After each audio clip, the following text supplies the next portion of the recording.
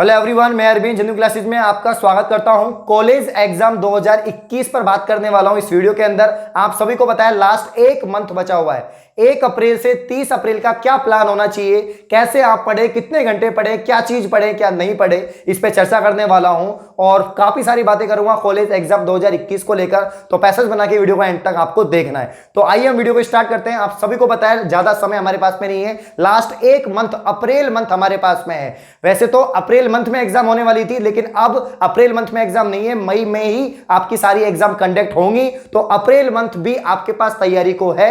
तो जो भी विद्यार्थी अभी तक जिसने स्टार्ट नहीं किया वो स्टार्ट कर सकता है, और जिसने स्टार्ट कर दिया वो और ज्यादा मेहनत करके अच्छी परसेंटेज बना सकता है। तो लास्ट एक महीने का आपका प्लान क्या रहेगा, इसके बारे में चर्चा करने वाला हूं इस वीडियो के अंदर। और भी बातें बता देता हूं आपको। आप सभी को पता है कि देखो, काफी बच्चे बोलते हैं कि सर आप बोलते हो 95 बन जाएगी, 90 बन जाएगी, ऐसे कैसे बन जाएगी। देखो, मैं आपको डिमोटिवेट नहीं कर रहा, मैं आपको नेगेटिव थॉट आपके दिमाग में नहीं डाल रहा हूं, पॉजिटिव तरीके से ही आपसे बात करता हूं हमेशा। मैंने खुद ने वो चीज एक्सपीरियंस की है। मैं खुद भी आपकी कॉलेज में ही पढ़ा हुआ हूं, महाराजा कॉलेज जैसी कॉलेज में मैं पढ़ा हूं। तो मैं अपना खुद का पर्सनल एक्सपीरियंस आपसे शेयर करता हूं। देखो, कॉलेज में परसेंटेज बनाना कोई बड़ी बात नहीं है, यह आपकी मिथ्या है, आपका झूठ है कि भाई ज्यादा परसेंटेज नहीं बनती है, कम रिजल्ट रहता है, ऐसा कुछ भी नहीं है। पढ़ने वालों की परसेंटेज बनती है। अगर आप मेहनत करेंगे तो आपकी परसेंटेज जरूर बनेगी। तो ज्यादा दिन आपके एग्जाम का बचे हुए नहीं है। आपको पता है कि लगभग 1 महीने के आसपास आपके पास में है। तो आप तैयारियों में जुट जाइए, क्योंकि काफी बच्चे होते हैं जो ऐसे उनको गिल्टी फील होती है बाद में। गिल्टी तो क्या मतलब, पछतावा होता है कि यार मैं इतना पढ़ लेता, काश मैं 2 घंटे ज्यादा पढ़ लेता, 3 घंटे ज्यादा पढ़ लेता, तो आज मेरी ये परसेंटेज बन जाती। तो वो आपको गिल्ट या वो पछतावा नहीं होना चाहिए। आप आज से ही शुरू करो कि मुझे ज्यादा पढ़ना है, क्योंकि अब समय आपके पास है नहीं है।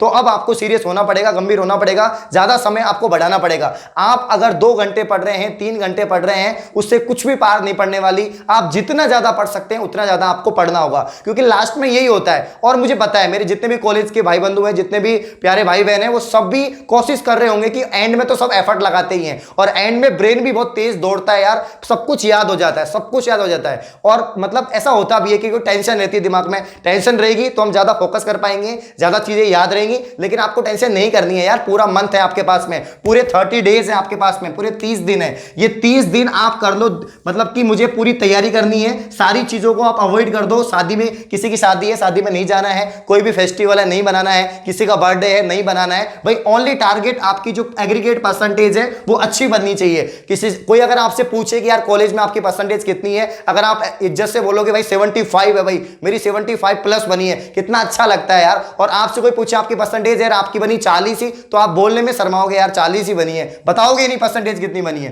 तो आप अभी से अगर ये लास्ट 30 दिन अगर आप मेहनत करते हैं तो आप बिल्कुल स्ट्रॉन्ग तरीके से और मतलब अच्छे तरीके से बता पाओगे सबको कि मेरी परसेंटेज इतनी बनी है। और आगे जाके बहुत ज्यादा स्कोप भी होते हैं अगर आपकी अच्छी परसेंटेज बनती है। इंटरव्यू के अंदर काफी सारी पोस्ट ऐसी हैं, चाहे वो सरकारी नौकरी की हो, चाहे वो प्राइवेट सेक्टर में हो, आपके इंटरव्यू जो है उसमें बहुत काम आती है परसेंटेज। उसी के हिसाब से आपके नॉलेज को देखा जाता है यार, कितनी नॉलेज है, कितनी परसेंटेज बनी है, आपने ग्रेजुएशन कौन सी कॉलेज से की है, उसका फर्क पड़ता है, यूनिवर्सिटी का फर्क पड़ता है, कॉलेज का फर्क पड़ता है, सारी चीज का फर्क पड़ता है। अब जो पढ़ाई है वो आपको जमकर करनी है, बहुत ज्यादा मेहनत करनी है। और आपको पता है कि अब 1 महीना है, 1 महीना जितना पढ़ सकते हो ना यार उतना पढ़ लो है। और कोई बड़ी बात नहीं है, आप रोजाना एक यूनिट भी कवर कर रहे हो प्रत्येक पेपर की, तो आराम से जब आपके एग्जाम होंगे मई के अंदर, तब तक आपका पूरा कोर्स हो जाएगा। क्या होता है, मेन चीज क्या होती है, सबसे ज्यादा दिक्कत क्या आती है, काफी बच्चे ऐसे होते हैं सब कुछ पढ़ लेते हैं बट याद कुछ नहीं होता। मेरे हिसाब से ये होती है, चाहे आप कॉम्पिटिटिव एग्जाम की तैयारी कर रहे हो, चाहे आप कॉलेज की या एकेडमिक लेवल पर पढ़ रहे हो, 10th 12th में भी हो, तो भी ये दिक्कत आती है। अगर आपने सिलेबस पूरा पढ़ा है लेकिन याद कुछ नहीं है, कुछ मैटर नहीं करता।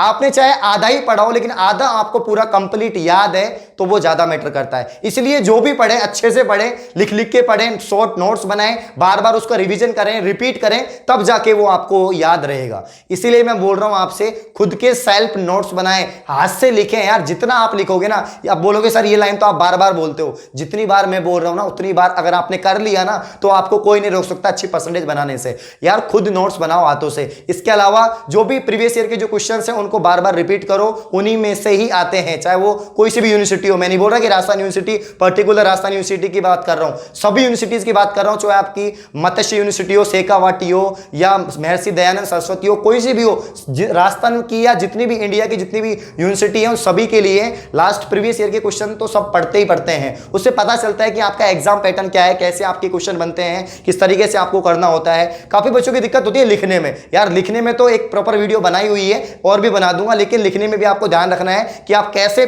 कॉपी में लिख रहे हैं, एग्जाम कॉपी में आप कैसे लिख रहे हैं, उस पर भी डिपेंड करता है। आपको गलतियां नहीं करनी है, स्टार्टिंग के जो पेज हैं 4-5 पेज है उसमें अच्छा लिख रहा है, ऑथेंटिक लिखना है। और कॉपी, काफी बच्चों की थिंकिंग होती है कॉपी भरना, यार कॉपी भरना ही सब कुछ नहीं होता। अगर आप ऑथेंटिक लिख रहे हैं, पॉइंट बना के लिख रहे हैं चीजों को, तो बेहतर होता है। तो ये सारी चीजें करनी है। तो जो बचा हुआ समय है उसको पूरा का पूरा आप झोंक दो आपकी पढ़ाई में। अब आप बोलोगे सर पढ़ाई पढ़ाई और कुछ नहीं, अरे ऐसी बात नहीं है यार। अगर आप 24 घंटे में से क्या 12 घंटे नहीं पढ़ सकते, क्या आप 8 घंटे या 10 घंटे नहीं पढ़ सकते? अगर मैं कॉलेज की बात करूं ना, अगर आप कॉलेज में हैं और अगर आप बीएससी, एमएससी, बीए, एमए जो भी कर रहे हैं, यूजी पीजी कोर्स कर रहे हैं, तो सफिशिएंट है यार। 6 घंटे या 8 घंटे आप पढ़ रहे हो ना, इतना भी आपने निकाल लिया ना तो आराम से आप पास हो जाओगे, लेकिन निकालना पड़ेगा। अभी भी काफी बच्चे ऐसे होंगे जो 1 घंटे या 2 घंटे पढ़ के ऐसे सोचते हैं कि मेरी परसेंटेज तो बहुत बन जाएगी। भैया 1 घंटे 2 घंटे से कुछ नहीं होगा। अब आपको आपकी रेगुलरिटी और आपका जो ये पढ़ने का समय है उसको बढ़ाना होगा, उसको बढ़ाना होगा डेफिनेटली।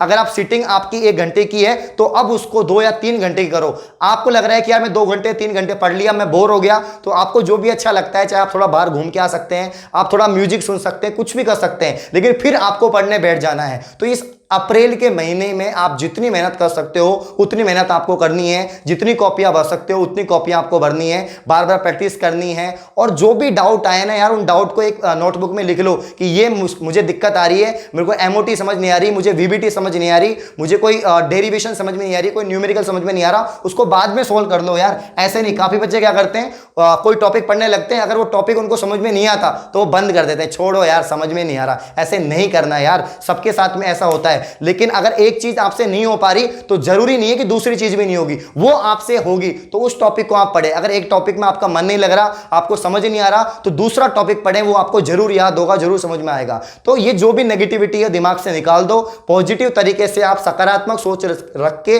अपनी पढ़ाई को आगे बढ़ाओ और ज्यादा से ज्यादा अपनी पढ़ाई करो। देखो यार, छोटे छोटे टारगेट बनाना बहुत जरूरी है। काफी बच्चे क्या करते हैं, एक सब्जेक्ट को पूरा होता नहीं है, एक टॉपिक पूरा होता नहीं है, दूसरे सब्जेक्ट पढ़ने लग जाते हैं, तीसरे सब्जेक्ट पढ़ने लग जाते हैं और उससे कुछ कंप्लीट नहीं होता। यार जो भी पढ़ रहे हो ना उसको अच्छे से पढ़ो और कंप्लीट करो उसको। मान लीजिए आपने केमिस्ट्री की कोई यूनिट पढ़ रहे हैं या बॉटनी जूलॉजी की कोई यूनिट पढ़ रहे हैं, तो उस यूनिट को कंप्लीट करो। पूरा पढ़ने के बाद फिर दूसरी यूनिट पे जाओ, ये करना जरूरी होता है। तो आप छोटे छोटे टारगेट बनाओ। टारगेट मतलब आपको या 2 दिन में 1 यूनिट करनी है या 1 दिन में 1 यूनिट करनी है, ऐसे छोटे छोटे टारगेट बनाओ। लिख लो आप कि मैंने 2 यूनिट एक पेपर में कर ली, 3 यूनिट एक पेपर में कर ली, 4 यूनिट एक पेपर में कर ली। उस हिसाब से आप अपनी तैयारी करें। अगर आप रेगुलर पढ़ रहे हो, बिल्कुल एक रेगुलरिटी मेंटेन कर रहे हो, तो आपको कोई नहीं रोक सकता यार। अच्छी परसेंटेज बनती है। और बीएससी में तो आपके प्रैक्टिकल सब्जेक्ट होते हैं, प्रैक्टिकल में भी आपके नंबर अच्छे आ जाते हैं, तो आपकी परसेंटेज बन जाती है। और डेफिनेटली अगर आप प्राइवेट कॉलेज से हो तो आपके नंबर बढ़िया आ ही जाएंगे। और सरकारी में भी आप रेगुलर जा रहे हो, क्लास लिए आपने, आपके अच्छे पेपर हुए हैं, तो आपके डेफिनेटली नंबर आएंगे।